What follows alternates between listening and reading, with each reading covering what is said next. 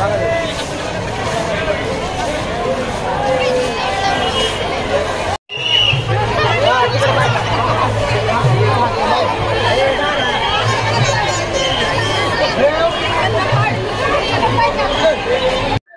मी गणेश शिंदे. आपण पाहता जी मराठी न्यूज. बातमी म्हणजे पारदर्शकता.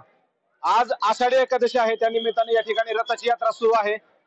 भरपूर असा कचरा पाठीमागे साठत आहे आणि पडत पण आहे, परंतु ढोल ताशा पथक यांनी ही जबाबदारी घेतलेली आहे आणि अशा प्रकारे बार्शीच्या रोडला कोणत्याही ठिकाणी कचरा पडू नये या संदर्भात त्यांनी जबाबदारी घेतली. काय सांगता येईल मॅडम? नाव सांगा. आणि नमस्कार, मी माजी नगरसेविका रिजवाना शेख. मी कर्मवीर ढोल ताशा पथकाची सदस्य आहे. मागील 7 वर्षापासून आमचं पथक वेगवेगळ्या कार्यामध्ये सहभागी होतं.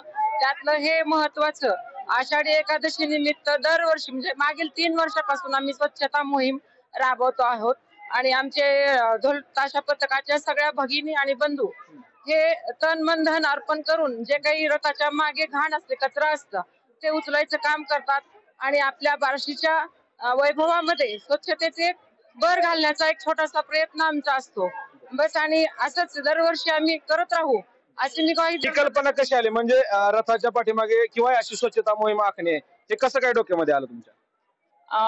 जसं की खूप वर्ष आम्ही आधी बघत होतो, जेव्हा ही रथयात्रा संपायची त्याच्यानंतर इतकी घाण या शहरामध्ये पसरायची, त्याच्यामुळे वेगवेगळे रोग व्हायचे, साथीचे रोग.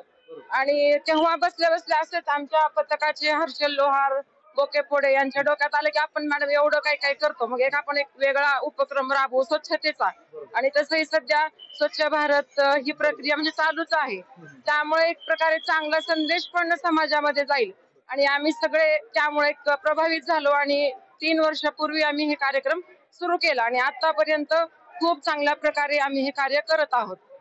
पाहिलं की ढोल ताशा पथक, जे की यांचा बँड आहे, ढोल ताशा पथक आहे, हे करत देखील त्यांनी हा उपक्रम हाती घेतला. कारण बघितलं की एखादा कार्यक्रम झाल्याच्या नंतर जी पाठीमागे कचरा पडतो, लोक खातात आणि त्या ठिकाणी डस्टबिन नसल्यामुळे टाकून देतात, परंतु त्याच्यानंतर दुर्गंधी पसरते किंवा रोगराई पसरते. या संदर्भात कुठेतरी एक जागृती व्हावी आणि तो पसरू नये या संदर्भात त्यांनी एक खबरदारी घेऊन या ठिकाणी संदेश पण चांगला जातो आणि स्वच्छता पण होती. या संदर्भात ढोल ताशा पथक, जे की कर्मवीर ढोल ताशा पथक आहे, यांनी ही जबाबदारी घेऊन हे पूर्णपणे चांगल्या प्रकारे सांभाळतात आणि पार पाडणार, या देखील पुढे पार पाडणार अशी त्यांची ग्वाही आहे.